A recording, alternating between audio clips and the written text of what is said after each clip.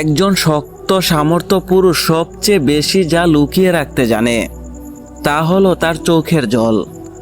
পাহাড় সমান কষ্ট বুকে চেপে রেখেও সে হাসি মুখে পরিবারের সব দায়িত্ব কাঁধে তুলে নেয়।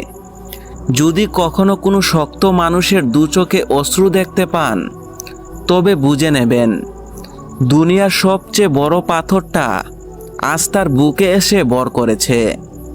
এই পানি মোটেও সস্তা নয়, এটি পৃথিবীর সবচেয়ে দামি এবং সবচেয়ে ভারী নীরবতা।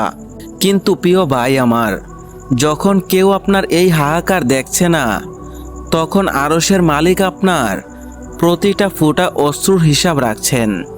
আপনার এই ধৈর্য আর ত্যাগ বৃথা যাবে না। ভেঙে পড়বেন না, কারণ আপনার রব আপনার সাথেই আছেন ইনশাআল্লাহ। এই কঠিন সময়টাই একদিন আপনার শ্রেষ্ঠ বিজয়ের গল্প হবে।